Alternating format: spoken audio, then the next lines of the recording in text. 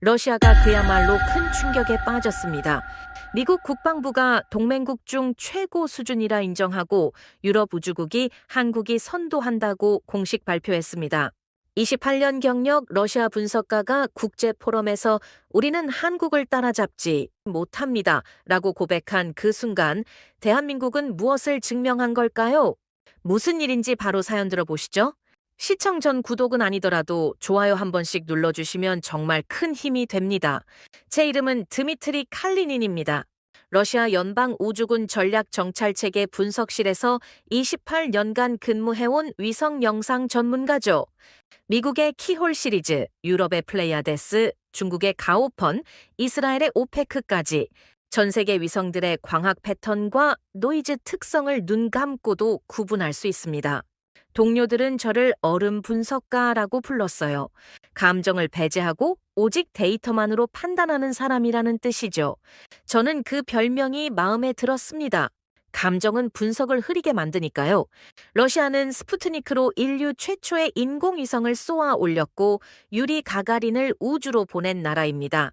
소유주 로켓의 전설적인 신뢰도는 미국조차 인정할 수밖에 없었죠. 이 자부심은 우리 모두의 뼛속 깊이 박혀 있었어요. 그런 제게 한국이라는 나라는 솔직히 관심의 대상이 아니었습니다. 아리랑 시리즈 광학위성이 있다는 건 알고 있었지만 제 눈에 한국은 그저 서구 기술을 따라하는 나라로 보였어요. 누리호? 아마추어급이지? 이게 제 솔직한 생각이었습니다. 특히 한국의 발사체에 대해서는 냉소적이었어요. 나로오는 1단 로켓을 러시아에서 가져다 썼잖아요. 결국 우리 기술 없이는 안 되는 거지? 동료들과 점심을 먹을 때 한국 얘기가 나오면 모두 비웃었습니다. 제 아내 예카테리나도 가끔 물었어요.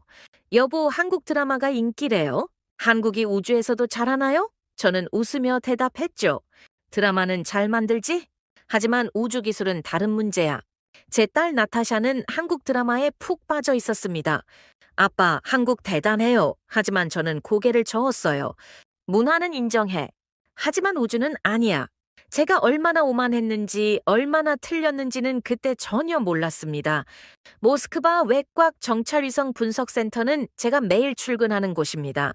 지하 3층 규모의 분석실에는 수십 대의 모니터가 벽면을 가득 채우고 있어요. 실시간으로 전 세계 위성 데이터가 흘러 들어오는 곳이죠. 제 하루는 새벽 5시에 시작됩니다. 사무실에 도착하면 가장 먼저 밤사이 들어온 위성 발사 데이터를 확인해요. 미국 스페이스X, 중국 군사위성, 유럽 과학위성이 제 주요 관심사였죠. 매주 화요일 오전 회의에서 저는 항상 보고했습니다. 미국이 이번 주 스타링크 60기를 추가 발사했습니다. 상급 분석관 세르게이는 늘 심각한 표정으로 고개를 끄덕였어요. 그런데 올해 봄부터 상황이 달라지기 시작했습니다. 세르게이가 회의에서 말했어요. 최근 한국 쪽 움직임이 심상치 않습니다. KASA라는 새 조직을 만들고 예산도 크게 늘렸다고 합니다. 저는 별로 관심이 없었어요. 한국이요? 그냥 조직 개편 아닌가요? 여름쯤 한국 관련 보고서가 급격히 늘었습니다. 누리호스카 발사 준비, 탑재 위성 13기 예정. 13기라는 숫자가 눈에 들어왔어요. 왜 이렇게 많이? 의문이 들었지만 대수롭지 않게 여겼습니다. 동료들도 비슷했어요? 13기 전부 성공 불가능해. 우리도 그런 적 없어? 저도 동의했습니다. 아마 절반 정도 성공하면 다행일 거야. 가을이 되자 이상한 일이 벌어졌습니다. 한국이 너무 조용한 거예요. 보통 대형 발사를 앞두면 언론이 난리인데 한국은 마치 이미 성공을 확신하는 것처럼 차분했습니다. 뭔가 이상한데 제 직감이 속삭였어요. 저는 한국 관련 자료를 더 자세히 봤습니다. 누리호 1차 부분 성공, 2차 완전 성공, 3차 성공. 성공률이 빠르게 올라가고 있었어요. 생각보다 체계적이네. 그리고 발사 예정일이 확정됐습니다. 2025년 11월 27일 새벽 4시. 저는 그날을 달력에 크게 표시했어요. 이날은 꼭 지켜봐야겠어. 11월 26일 밤, 저는 평소보다 일찍 사무실에 도착했습니다. 발사 전날이었어요. 여러 동료들이 이미 와 있었습니다. 이고르, 알렉세이, 바딤까지. 다들 왔네? 제가 말했죠. 이고르가 커피를 마시며 말했어요. 한국이 얼마나 실패하는지 보려고 왔지. 13기 중 5기만 성공해도 박수 쳐줄 거야. 하지만 그의 목소리에는 묘한 긴장감이 섞여 있었습니다. 우리는 모니터를 점검했어요. 레이더망 광학 추적 시스템, 통신 감청 장비, 모든 걸 완벽하게 준비했습니다. 한국의 누리호를 초 단위로 추적할 준비가 됐죠. 저녁 9시, 한국은 이미 27일 새벽이었어요. 나로우주 센터에서 최종 카운트다운이 시작됐다는 소식이 들려왔습니다. 밤 9시 30분, 발사 30분 전 화면에 나로우주 센터 발사대가 떴습니다. 하얀색 누리호가 조명을 받아 환하게 빛나고 있었어요. 저게 한국 발사체구나. 바딤이 말했습니다. 생각보다 멋진데? 밤 9시 10분. 최종 점검 완료. 모든 시스템 정상. 밤 9시 15분. 5분 전. 사무실이 조용해졌어요. 모두가 화면만 바라보고 있었습니다. 밤 9시 59분. 1분 전. 제 심장이 미친 듯이 뛰었습니다. 손에 땀이 났어요. 60초, 50초, 40초. 야, 이 얘다. 이고르가 속삭였습니다. 20초, 10초. 저는 숨을 멈췄습니다. 어서, 4초, 3초, 2초, 1초. 점화. 새벽 하늘이 폭발했습니다. 모니터 속에서 엄청난 불기둥이 솟아올랐어요.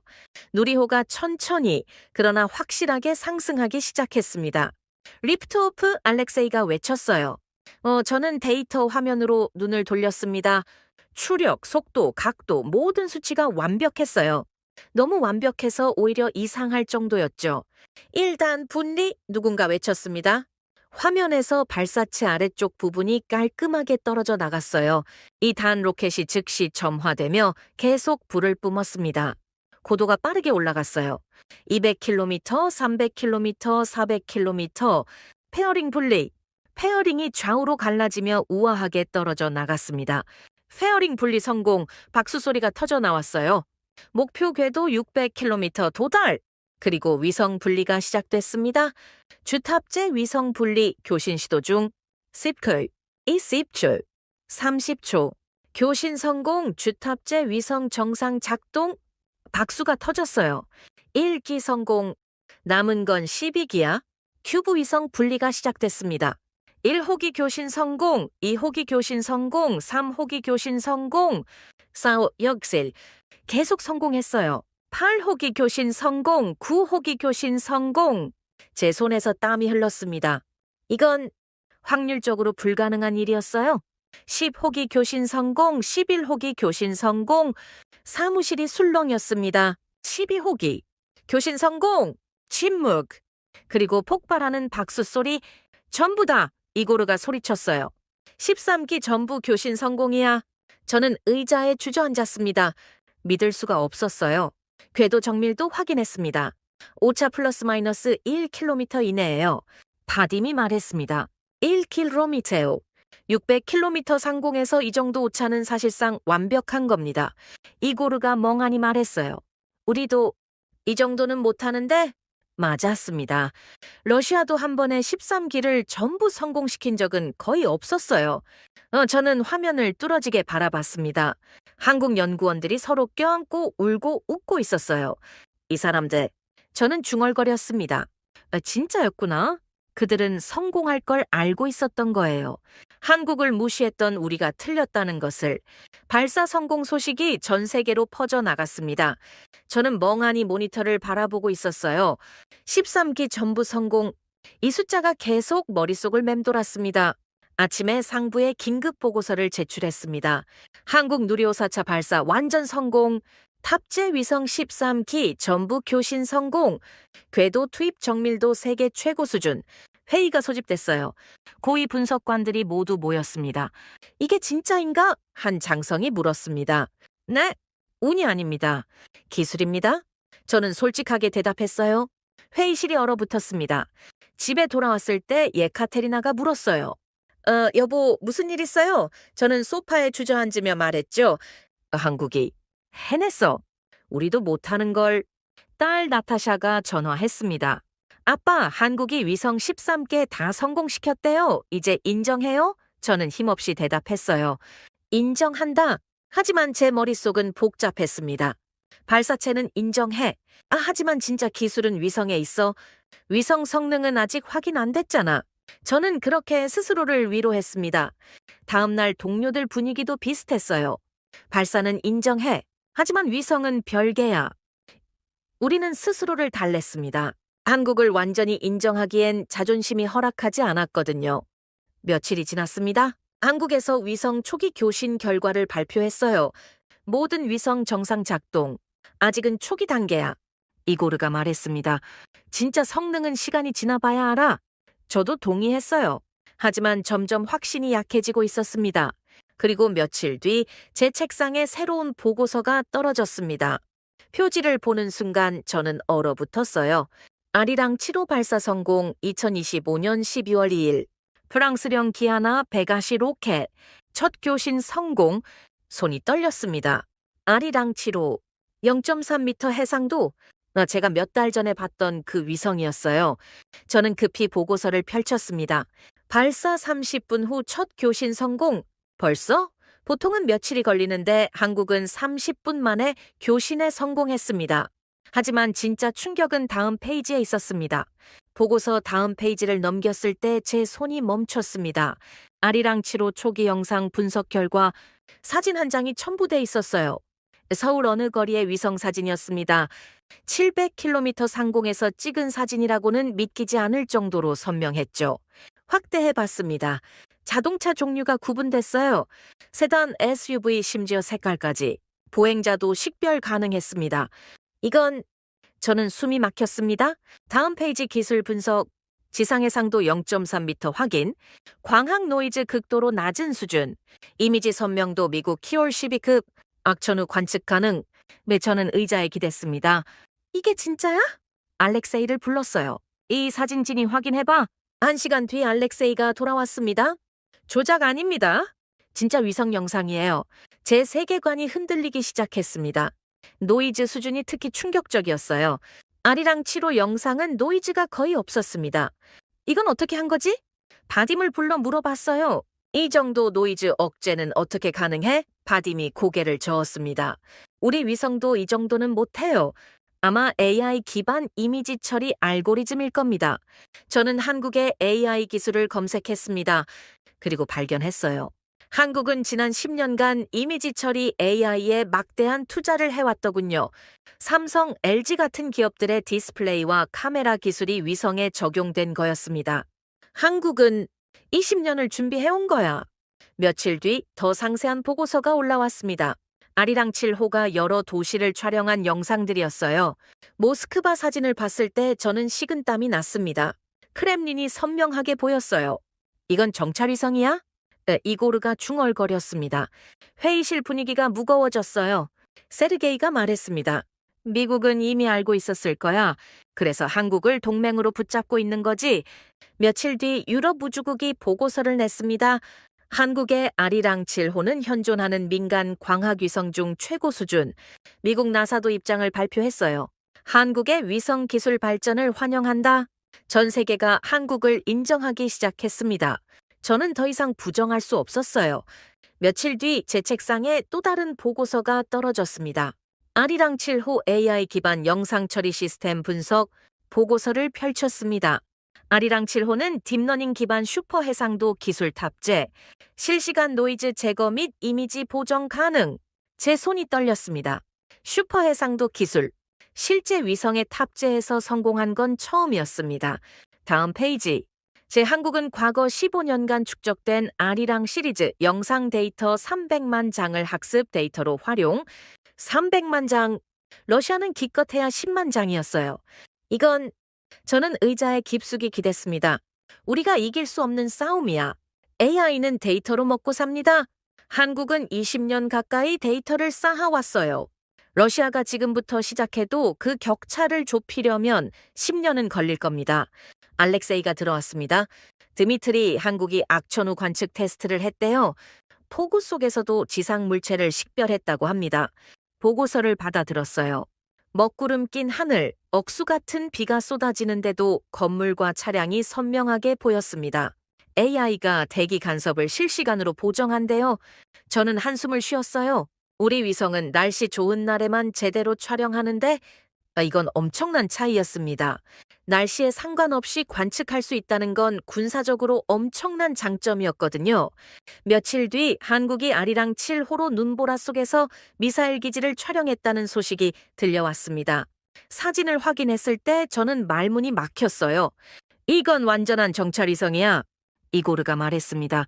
세르게이가 긴급 회의를 소집했어요. 여러분, 상황이 심각합니다. 한국이 우리보다 훨씬 앞서 있어요. 회의실 스크린에 아리랑 7호 사진들이 떴습니다. 우리 최신 위성 해상도는 누군가 물었습니다. 0.5m입니다. 한국보다 못합니다. 회의실이 조용해졌어요. 게다가 한국은 AI 기반 실시간 보정 기술을 가지고 있습니다. 우리는 없죠. 침묵이 흘렀습니다. 세르게이가 말했어요. 한국은 누리호로 안정적인 발사체를 확보했습니다. 그리고 아리랑 7호로 최고 수준의 위성 기술을 증명했죠. 이 두 가지가 결합하면 저는 대답했습니다. 한국은 원하는 만큼 고성능 위성을 우주에 올릴 수 있게 됩니다. 그리고 그건 우주 전력의 완성을 의미합니다. 회의실이 다시 조용해졌습니다. 저는 그날 처음으로 인정했어요. 한국이 우주 전력 국가로 성장했다는 걸. 그날 밤 저는 혼자 사무실에 남았습니다. 모니터 화면에는 아리랑 7호 영상이 떠 있었어요. 제가 28년간 분석해온 어떤 위성 영상보다 뛰어났습니다. 저는 제 경력을 돌아봤어요. 28년, 그 긴 시간 동안 저는 러시아 우주 기술이 세계 최고라고 믿어왔습니다. 하지만 지금 제 앞에 있는 건 뭔가요? 한국이 만든 위성이 우리보다 나은 성능을 보여주고 있었어요. 내가 뭘 놓친 걸까? 지난 10년을 되짚어봤습니다. 한국이 아리랑 시리즈를 하나씩 쏘아 올릴 때 우리는 뭘 했나? 소유주의 영광에 취해 안주하고 있었죠. 그 사이 한국은 조용히 데이터를 쌓고 AI를 발전시키고 시스템을 통합했어요. 이건 내 잘못이 아니야. 저는 스스로를 위로하려 했어요. 하지만 마음 한구석에서 다른 목소리가 들렸습니다. 넌 분석가잖아? 한국의 성장을 왜 미리 못 봤어? 맞는 말이었어요. 저는 한국 관련 보고서를 수없이 봤습니다. 모든 신호가 있었어요. 하지만 저는 무시했죠. 한국은 아직 멀었어 라는 편견 때문에 제 오만함이 저를 눈멀게 만들었던 겁니다. 알렉세이가 사무실로 들어왔어요. 드미트리 아직도 있어요? 집에 가기 싫어서. 집에 가면 생각할 시간이 더 많아지잖아. 알렉세이가 옆에 앉았습니다. 우리 모두 틀렸어요. 하지만 난 수석 분석가야. 내가 경고했어야 했어. 경고했어도 달라졌을까요? 저는 대답하지 못했어요. 한국의 강점이 뭐라고 생각해요? 알렉세이가 물었습니다. 저는 생각했어요. 그리고 대답했습니다. 통합이야? 한국은 발사체, 위성, 지상국, 데이터 처리, AI까지 모든 걸 하나의 시스템으로 통합했어. 우리는 각자 따로 놀아. 그리고 한국의 또 다른 강점은 20년을 내다봤다는 거야. 우리는 고작 2년, 3년 앞만 봤고 알렉세이가 한숨을 쉬었습니다. 그럼 우리는 어떻게 해야 할까요? 모르겠어. 지금부터 시작해도 한국을 따라잡으려면 10년은 걸릴 거야. 그럼 포기해야 하나요?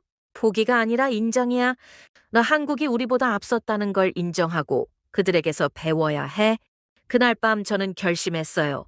더 이상 한국을 무시하지 않겠다고. 며칠 뒤 회의실 문이 열리고 낯선 남자가 들어왔습니다. 키가 크고 안경을 쓴 50대 중반의 서양인이었어요. 세르게이가 소개했습니다. 제임스 톰슨 박사입니다. 미국 나사에서 20년간 근무하셨고 지금은 독립 컨설턴트로 활동 중이시죠. 제임스가 프레젠테이션을 시작했어요. 여러분, 한국의 강점이 뭐라고 생각하십니까? 이고르가 대답했어요. 발사체 안정성이요. 제임스가 고개를 저었어요. 틀렸습니다. 그건 결과일 뿐이에요. 그럼 뭔가요? 제임스가 스크린을 가리켰습니다. 한국의 진짜 강점은 발사체와 위성과 지상국과 데이터 처리와 AI를 하나의 시스템으로 통합한 것입니다. 저는 숨을 죽였습니다. 제가 생각했던 것과 똑같았어요. 미국도 이 모든 걸 가지고 있어요. 하지만 나사가 발사체를 맡고 공군이 위성을 맡고 민간 기업이 데이터 처리를 맡죠. 각자 따로 움직입니다. 한국은 KASA 하나가 전부를 총괄해요. 하나의 루트로 연결돼 있죠. 제임스가 다음 슬라이드를 넘겼어요. 그리고 한국은 지난 20년간 300만 장 이상의 데이터를 축적했어요. AI 학습의 최적의 양이죠. 제임스가 저를 바라봤습니다. 칼리닌 씨, 러시아는 얼마나 많은 데이터를 가지고 있습니까? 10만 장 정도입니다. 30분의 1이군요. 그럼 AI 성능도 30분의 1밖에 안 되는 거예요. 회의실이 조용해졌습니다. 여러분, 한국을 무시하지 마십시오. 그들은 이미 미국과 어깨를 나란히 하는 수준에 올라섰어요. 저는 손을 들었습니다. 한국이 이렇게 빨리 성장한 비결이 뭡니까? 제임스가 미소 지었어요. 한국은 민간 기술을 군사 기술로 전환하는 데 탁월했어요. 삼성과 LG가 개발한 디스플레이 기술, 카메라 센서 기술이 위성에 적용된 겁니다. 저는 깨달았습니다. 한국의 비밀은 특별한 게 아니었어요. 이미 가지고 있던 기술을 우주에 적용한 것뿐이었죠. 회의 후 저는 제임스에게 개인적으로 물어봤어요. 박사님, 솔직히 말씀해 주세요. 러시아가 한국을 따라잡을 수 있을까요? 제임스가 저를 똑바로 바라봤습니다. 현실적으로 말하면 어렵습니다. 왜죠? 데이터 격차 때문입니다. 한국이 지금부터 시작해도 그 격차를 좁히려면 15년은 걸립니다. 제임스가 제 어깨에 손을 얹었어요. 칼리닌 씨, 인정하는 게 첫걸음이에요. 한국이 우리보다 나은 부분을 인정하고 그들에게서 배우는 겁니다. 그 말이 제 가슴에 꽂혔어요. 인정, 그게 제가 해야 할 일이었습니다. 다음 날 저는 새로운 분석을 시작했습니다. 한국 우주 시스템 통합 분석 프로젝트였어요. 알렉세이와 바딤을 불러 팀을 꾸렸습니다. 한국이 가진 4가지 핵심 요소를 분석하는 거야. 화이트보드에 적었습니다. 1. 발사체 안정성. I. 위성 고해상도. SAM. AI 데이터 처리. SO. 전천후 관측 능력. 이 4가지를 동시에 가진 나라가 몇 개나 될까? 미국이요? 바딤이 대답했어요. 그리고 침묵. 한국이에요? 알렉세이가 조심스럽게 말했죠. 정답. 단두 나라뿐이야. 우리는 며칠간 자료를 모았습니다. 누리호 발사 데이터, 아리랑 시리즈 스펙, KASA 조직도까지 전부 조사했어요. 놀라운 사실들을 발견했습니다. 첫째, 한국의 발사체 성공률이 급격히 올라가고 있었어요. 4번의 발사로 이 정도 성공률을 달성한 나라는 드물었습니다. 둘째, 한국은 위성 소형화 기술이 뛰어났어요. 삼성과 LG의 반도체 기술 덕분이었죠. 셋째, 한국의 지상국 네트워크가 탄탄했어요. 국내는 물론 남극, 호주, 유럽에까지 안테나를 설치해놨더군요. 넷째, 한국은 데이터를 실시간으로 처리했어요. 위성에서 찍은 사진이 5분 안에 지상으로 전송되고 즉시 AI 보정을 거쳤습니다. 이건 완벽한 시스템이에요. 바딤이 중얼거렸습니다. 며칠 뒤 우리는 최종 보고서를 완성했습니다. 결론을 작성하면서 제 손이 떨렸습니다. 한국은 발사체 안정성, 위성 고해상도, AI 처리, 전천후 관측 능력을 모두 갖춘 우주 전력 국가다. 이 4가지를 동시에 보유한 나라는 미국과 한국뿐이다. 진실이었습니다. 누리호의 안정성과 아리랑 7호의 성능이 결합될 경우 한국은 원하는 만큼 고성능 정찰 위성을 우주에 배치할 수 있다. 보고서를 상부에 제출한 다음 날 긴급 회의가 소집됐습니다. 회의실에는 상급 장성들과 국방부 관료들이 앉아 있었어요. 모두 제 보고서를 읽은 뒤였습니다. 한 장성이 물었습니다. 칼리닌 분석관, 이 보고서가 진짠가? 네. 모든 데이터를 검증했습니다. 한국이 우리보다 앞섰다는 게 사실이란 말인가? 위성 기술과 시스템 통합 분야에서는 그렇습니다. 회의실이 술렁였습니다. 저는 프레젠테이션을 시작했어요. 누리호 데이터, 아리랑 7호 사진들, 모든 자료를 보여줬습니다. 이 사진들은 700km 상공에서 촬영됐습니다. 0.3m 해상도예요. 우리 최신 위성보다 좋습니다. 한 관료가 물었습니다.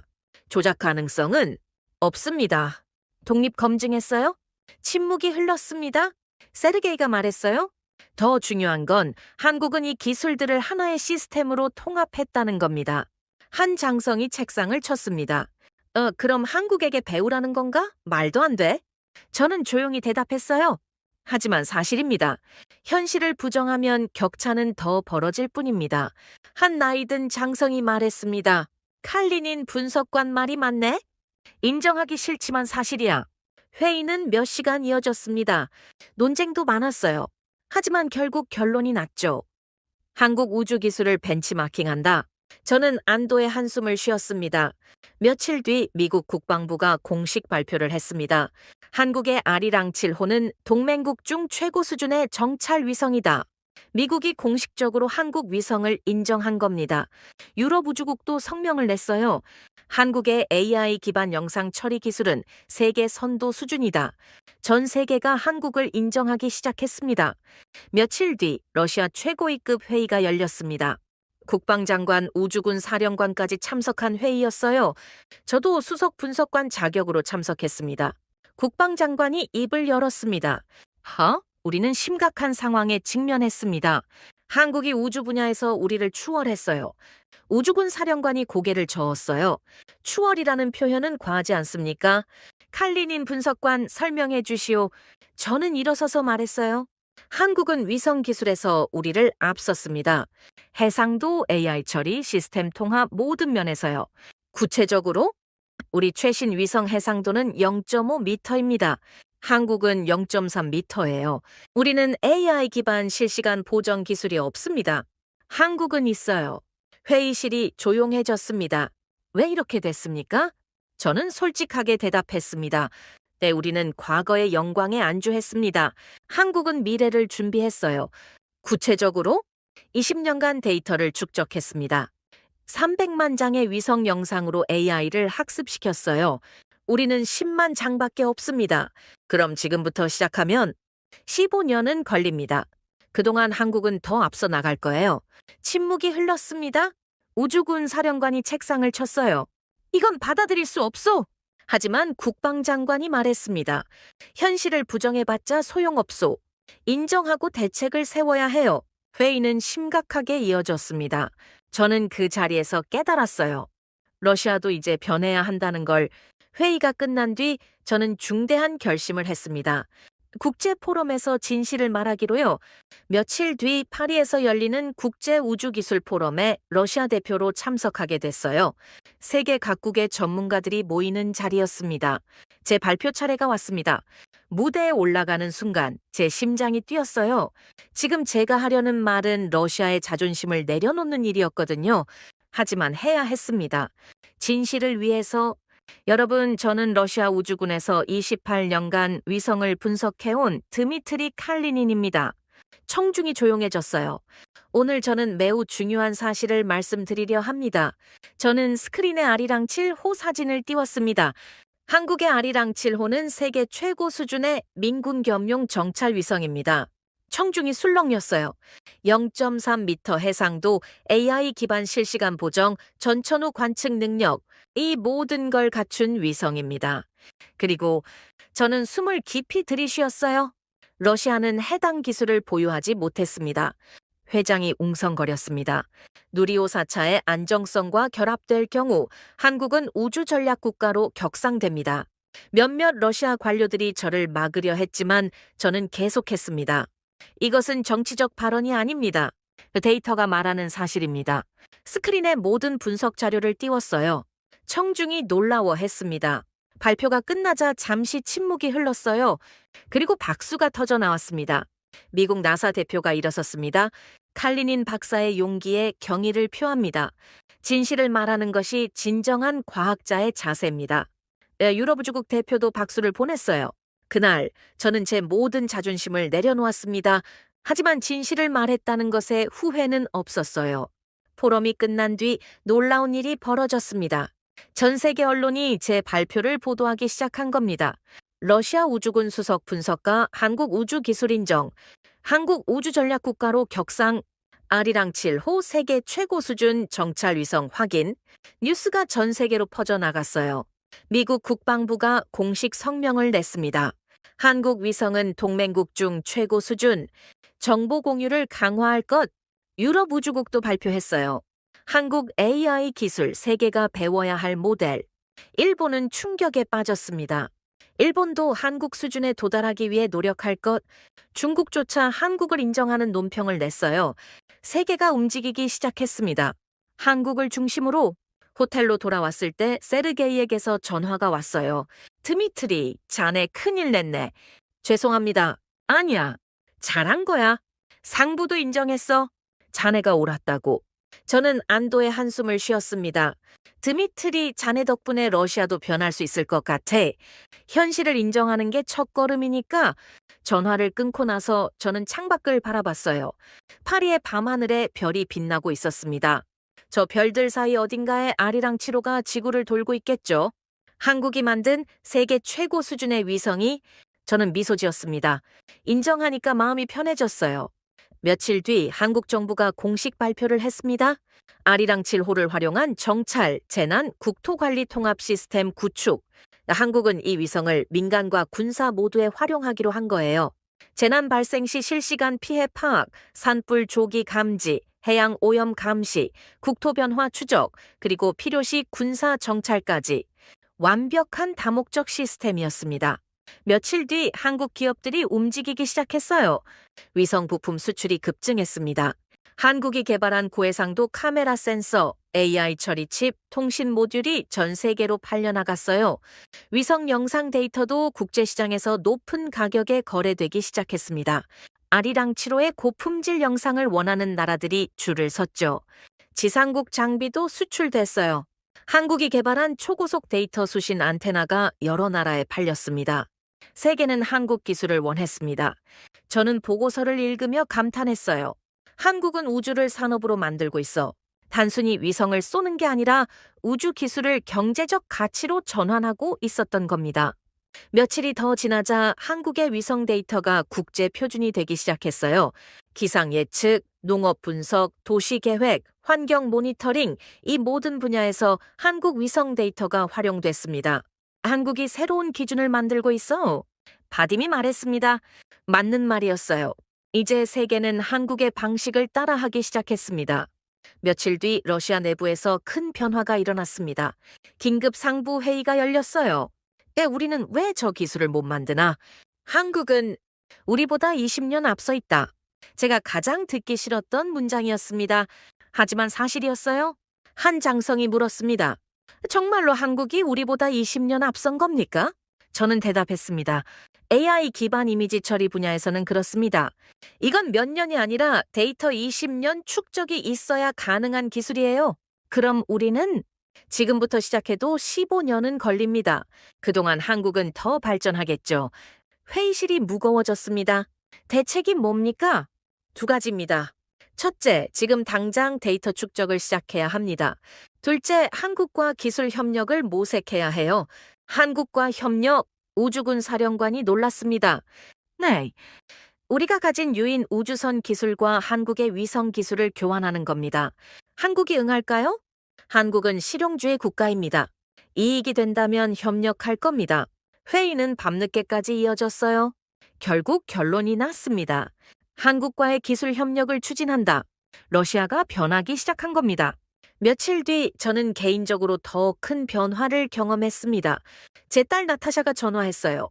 아빠, 뉴스 봤어요. 아빠가 한국 인정하는 발표했다며? 그랬어. 자랑스러워요, 아빠. 진실을 말하는 게 쉽지 않았을 텐데 제 눈시울이 뜨거워졌습니다. 아빠, 이제 한국 좋아하는 거 인정하는 거예요? 저는 웃었어요. 그래? 인정한다. 한국은 대단한 나라야. 아내 예카테리나도 말했습니다. 여보, 당신이 옳았어요. 현실을 인정하는 게 용기예요. 저는 그날 밤 오랜만에 편안히 잠들었습니다. 더 이상 한국을 무시하지 않아도 되니까요. 며칠 뒤 저는 대전으로 향했습니다. 한국우주항공청 초청을 받은 겁니다. 한국 전문가들과 기술 교류를 하기 위해서였어요. 대전 한국우주항공청 건물에 들어섰을 때 저는 긴장했습니다. 제가 그토록 무시했던 나라, 그 나라의 우주기관에 제가 배우러 온 겁니다. 한국 연구원들이 저를 맞아줬어요. 정중하고 친절했습니다. 갈리닌 박사님, 환영합니다. 박사님의 용기 있는 발표에 감사드립니다. 저는 고개를 숙였습니다. 제가 배우러 왔습니다. 그들은 미소 지으며 안내했어요. 위성 관제센터를 들어갔을 때 저는 숨이 멎었습니다. 수십 대의 모니터에 실시간 위성 데이터가 흐르고 있었어요. 아리랑 7호가 전송하는 영상들이 끊임없이 업데이트됐습니다. 한 연구원이 설명했어요. 이건 실시간 AI 보정 시스템입니다. 위성에서 찍은 원본 영상이 5분 안에 보정돼서 나옵니다. 화면을 봤습니다. 원본 영상은 약간 흐릿했어요. 하지만 AI 보정을 거치자 놀랍도록 선명해졌습니다. 이게 실시간으로 되는 겁니까? 네. 우리가 15년간 개발한 알고리즘입니다. 저는 감탄했어요. 다른 연구원이 데이터 센터를 보여줬습니다. 여기에 300만 장의 학습 데이터가 저장돼 있습니다. 저 20년간 축적한 거죠. 거대한 서버들이 웅궁거리고 있었어요. 이 데이터가 우리 AI의 핵심입니다. 저는 물었습니다. 이 시스템을 구축하는데 얼마나 걸렸습니까? 20년이요? 2005년부터 시작했습니다. 20년. 한국은 20년을 내다보고 준비한 겁니다. 오후에는 발사체 시설을 방문했어요. 누리호 5호기가 조립되고 있었습니다. 내년 상반기 발사 예정입니다. 연구원이 말했어요. 탑재 위성은 20기입니다. 20기요? 저는 놀랐습니다. 네. 13기로 증명했으니 이제 20기도 가능합니다. 그 자신감이 부러웠어요. 저녁에 연구원들과 식사를 했습니다. 한국 음식이 나왔어요. 박사님, 한국 음식 괜찮으세요? 한 연구원이 물었습니다. 맛있습니다. 저는 정말 그렇게 생각했어요. 식사하며 이야기를 나눴습니다. 그들은 겸손했어요. 자랑하지 않았습니다. 그냥 할 일을 했을 뿐이라고 말했죠. 우리는 그저 우리나라를 지키고 싶었어요. 그래서 최선을 다했습니다. 저는 그 말에 감동받았습니다. 밤에 숙소로 돌아와서 저는 오랫동안 생각했어요. 한국의 성공 비결은 특별한 게 아니었습니다. 장기 계획, 꾸준한 투자, 시스템 통합, 그리고 겸손함. 이 모든 게 합쳐져서 기적을 만든 겁니다. 저는 노트에 적었습니다. 한국은 조용히 과학으로 세계를 추월했다. 한국에서 돌아온 뒤 저는 마지막 보고서를 작성했습니다. 러시아 분석가가 본 한국 우주 기술의 진실. 제28년 경력의 결정판이었어요. 보고서 마지막 부분을 쓸 때 제 손이 떨렸습니다. 나는 평생 러시아 기술이 세계 최고라고 믿었다. 소유주의 전설, 우리 위성의 성능, 이 모든 것이 자랑스러웠다. 그러나 2025년 12월 27일 새벽 누리호 4차 발사 성공을 보았다. 13기의 위성이 단 한 기의 실패도 없이 궤도에 안착했다. 확률적으로 불가능한 일이었다. 그리고 5일 뒤인 12월 2일 아리랑 7호가 발사됐다. 첫 교신 30분 만에 성공. 0.3m 해상도, AI 기반 실시간 보정, 전천후 관측. 이 두 사건이 5일 간격으로 겹친 순간 나는 세상이 달라졌음을 알았다. 한국은 우주를 향해 참여한 나라가 아니다. 우주를 스스로 설계하는 국가다. 내가 한국을 무시했던 시간들이 부끄럽다. 나의 오만함이 나를 눈멀게 했다. 이제는 말할 수 있다. 한국은 우주 강국이 아니라 우주 전력 국가다. 그리고 우리는 그 사실을 5일 만에 깨달았다. 보고서를 완성하고 저는 창밖을 바라봤습니다. 모스크바의 겨울 하늘이 맑았어요. 저 하늘 위 700km 상공에 아리랑 7호가 돌고 있을 겁니다. 그리고 누리호가 쏘아올린 13개의 위성들도. 저는 미소 지었습니다. 인정하니까 마음이 편해졌어요. 더 이상 자존심 때문에 현실을 부정하지 않아도 되니까요. 제 컴퓨터 화면에 한국 뉴스가 떴습니다. 누리호 5호기 내년 상반기 발사 예정, 탑재 위성 20기. 저는 고개를 끄덕였어요. 한국이라면 성공할 거야. 이제 저는 한국을 응원하게 됐습니다. 그들의 성공이 세계 우주 기술 발전에 기여할 테니까요. 전화벨이 울렸어요. 딸 나타샤였습니다. 아빠, 한국 드라마 같이 볼래요? 요즘 우주 배경 드라마가 나왔대요. 저는 웃으며 대답했습니다. 그래, 같이 보자. 한국 드라마도 배울 게 많더라. 나타샤가 깔깔 웃었어요. 저는 소파에 앉아 딸과 함께 드라마를 봤습니다. 한국 배우들이 우주복을 입고 연기하고 있었어요. 저 우주복 한국이 개발 중인 거래요. 나타샤가 말했습니다. 그래? 한국은 정말 대단하구나. 저는 진심으로 그렇게 생각했습니다. 제 28년 경력 중 가장 큰 교훈을 얻은 게 바로 이 순간이었어요. 오만함을 버리고 현실을 인정하고 다른 나라에게서 배우는 것. 이게 진짜 전문가의 자세라는 걸 한국이 가르쳐 준 겁니다. 지금까지 드미트리 씨의 사연 어떠셨나요? 네, 한국은 조용히 그러나 확실하게 세계 우주 기술의 새로운 기준을 만들어가고 있습니다. 누리호와 아리랑 7호, 이 두 성공이 겹친 5일간의 기록은 대한민국 우주 기술의 진정한 힘을 증명했죠. 여러분들의 생각을 댓글로 남겨주세요. 여러분의 관심이 더 좋은 콘텐츠를 만드는 원동력이 됩니다. 감동을 향한 여정, 감동여행이었습니다. 감사합니다.